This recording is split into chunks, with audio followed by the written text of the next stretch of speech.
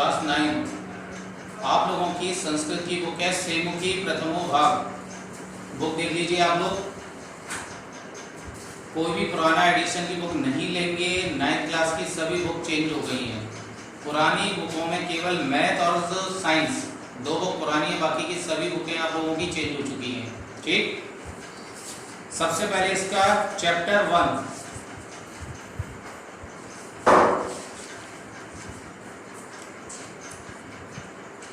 Chapter 1 के पहले आपके में मंगलम करके दिया हुआ है। ठीक, इसमें 3 श्लोक हैं। पहला है आपका यस समुद्रा पुत सिंधुरापे यस्मान कष्टम च बभूव यस्मादि जीवंती प्राण दयेत सोना भूमि पूर्ववे तदातु। अर्थात जिस भूमि में महासागर, नदियां और जलाशय विद्यमान है, जिसमें अनेक प्रकार के भोज्य पदार्थ उपस्थित हैं तथा कृषि व्यापार आदि करने वाले लोग सामाजिक संगठन बनाकर रहते हैं, जिस भूमि में ये सांस लेते हैं, प्राणी चलते फिरते हैं, वह मातृभूमि हमें प्रथम भोज्य पदार्थ प्रदान करे। सेकंड है यस्माश्च कस्त्रम प्रदिशम पृथिव्या यस्मान कष्टम च विभुवः स विविति बहुधा प्राणदेत सोना विभूर्दे ददातु। अर्थात जिस भूमि में 4 दिशाएं, उपदिशाएं, अनेक प्रकार के भोज्य पदार्थों फल, साग, सब्जी उपजाती हैं, जहां कृषि कार्य करने वाले सामाजिक संगठन बनाकर रहते हैं, जो भूमि अनेक प्रकार के प्राणियों तथा चलने फिरने वाले को धारण करती है, वह मातृभूमि हमें गौ आदि लाभप्रद पशुओं तथा खाद्य पदार्थों के विषय में संपन्न बना दे। एंड लास्ट तीसरा वाला जन्म विवृति बहुधा विवाचस्यम नाना धर्माणि पृथ्वी यथौकसम सहस्त्रम धारा द्रविणस्य में दुहा ध्रुवेव फ्रेनुस्फुरन्ति। यानी अनेक प्रकार से विभिन्न भाषाओं को बोलने वाले तथा अनेक धर्मों को मानने वाले जन समुदाय को एक ही घर में रहने वाले लोगों के समान धारण करने वाली तथा कभी नष्ट न होने वाली स्थिर जैसी यह पृथ्वी हमारे लिए धन की सहस्त्रों धाराओं का उसी प्रकार दोहन करे जैसे कोई गाय बिना किसी बाधा के दूध देती है। क्लियर? इसी के साथ ये जो 3 श्लोक हैं, जब आप फेयर में करोगे तो पहला श्लोक, फिर उसका हिंदी में ट्रांसलेशन, सेकंड श्लोक, फिर उसका हिंदी में ट्रांसलेशन, और थर्ड श्लोक उसका हिंदी में ट्रांसलेशन फेयर कॉपी में। उसके बाद लेसन 1 है आपका भारतीय बसंत गति। यानी सबसे पहले इसके करेंगे आप वर्ड मीनिंग आपके ये लाइन से दिए गए हैं, इनकी ये इंग्लिश आपको नहीं करनी है, ये और ये। सबसे पहले वर्ड मीनिंग फेयर में करेंगे, उसके बाद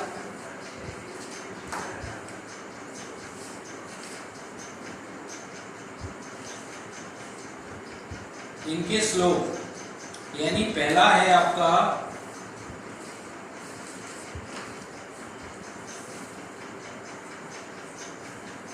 चैप्टर का नाम है भारती बसंत गीति, अर्थात सरस्वती का बसंत गान। पहला है आपका निनादय नवीनामय वाणी वीणाम मृदु गान गीतिम ललितम नीति लीनाम मधुर मंजरी पिंजरी भूतमाला वसंते वसंतीय सरसा सरासा कलापा ललित कोकिला काकलीनाम। अर्थात हे वाणी की देवी सरस्वती, नवीन वीणा बजाओ, सुंदर नीतियों से पूर्ण गीत मधुर गान करो। इस बसंत ऋतु में मधुर मंजरियों द्वारा पीले रंग के दिखाई देने वाले रसीले आमों की वृक्षों की माला सुशोभित हो रही है। मन को हरने वाली मधुर ध्वनि से युक्त कोयलों का समूह सुशोभित हो रहा है। इसीलिए हे मां सरस्वती, तुम नई वीणा बजाओ। ये हिंदी में आपको ट्रांसलेशन फेयर कॉपी में नहीं करना है। 9th से अनसीन पैसेज आपके आएंगे, ये तो आपको केवल चैप्टर में एक्सप्लेन कर रहा हूं जिससे आप लोगों को कोई प्रॉब्लम ना आए। इसके बाद है सेकंड बहती मंद मंदम समीरे, मंद मंदम मतलब धीरे धीरे, समीरे माने हवा, कालिदास मस्जिनी तीरे नताम पत्नी लोक्य मधुबाधवी नाम।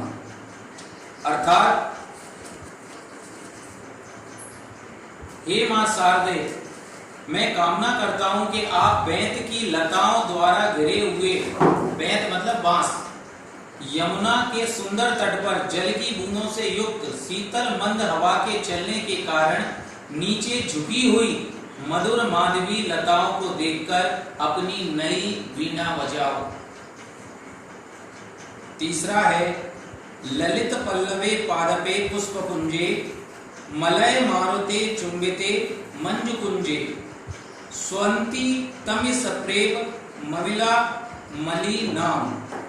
अर्थात हे मां सरस्वती देवी, मैं कामना करता हूं कि आप मलय पवन के मंद मंद झोंकों से स्पर्श किए हुए ललित और कोमल पल्लवों से युक्त वृक्षों, सुंदर सुंदर फूलों के गुच्छे एवं सुंदर बाग बगीचों पर मधुर गुंजार करते वाले काले काले भवनों की सुंदर पंक्ति को देखकर इस मनोहर और सुंदर बसंत को अपनी वीणा के मधुर और संगीतमय निनाद से गुंजायमान कर दो। एंड लास्ट 4 वाला है लतानाम नितांतम शुभम शांतिशीलम चले दुच्छ तेक सलिलम सलिलम तवा कर्ण वीणा मदीना नाम नदीना। अर्थात हे मां सरस्वती, ऐसी वीणा बजाओ कि तुम्हारी ओजस्विनी वीणा को सभी लताओं के अत्यंत शांत प्रतीत होने वाले फूल भी हिलने लगे, नदियों का स्वच्छ जल मधुर कल करता हुआ जल क्रीड़ा करता हुआ उछल पड़े। ये आपका चैप्टर कंप्लीट हो गया। वर्ड मीनिंग सबसे पहले करोगे, उसके बाद एक पदेन क्वेश्चन आंसर, फिर पूर्णवाक्य क्वेश्चन आंसर, मैचिंग, वाक्य रचना। क्वेश्चन नंबर 5 जो है, प्रथम श्लोक से आशय हिंदी भाषा है आंग्ल भाषा है वह लिखत। मैंने चैप्टर के सभी श्लोक आपको एक्सप्लेन कर दिए। फिफ्थ वाले क्वेश्चन पे क्रॉस लगा लो जो नहीं करना है। क्वेश्चन नंबर 6 में है आपके विलोम शब्द। उसके बाद अनसीन पैसेज किस तरीके से होती है, तो इस चैप्टर में जो आपको श्लोक अभी मैंने एक्सप्लेन किए थे, इसी तरह उस श्लोकों के जैसे 4 लाइनें आपको आएंगी।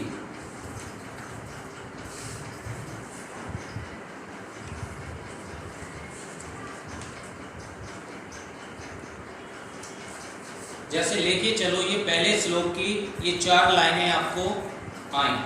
उसके बाद फिर आपसे जैसे क्वेश्चन पूछे जाएंगे 5, जिनके आंसर आपको इन्हीं में से ढूंढ के लिखने हैं। इस तरीके से आएंगी आपकी अनसीन पैसेज।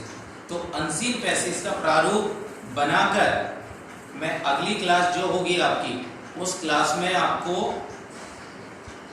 पूरी आंसरों सहित भेजूंगा, जिसे आप अपनी पूरी एक्सरसाइज वगैरह फेयर कॉपी में कंप्लीट करेंगे।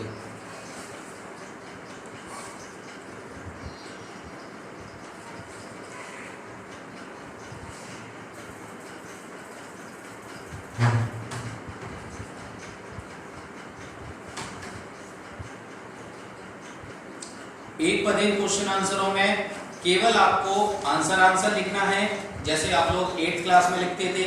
जैसे पहला क्वेश्चन एक पदेन का कवि काम संबोधयति, तो आंसर में केवल क्या आएगा, वाणी। कवि वाणी का वाद्यतेदम प्रार्थयति, यानी कवि वाणी से क्या बजाने की प्रार्थना कर रहा है, तो आंसर में आएगा वीणा, वीणाम।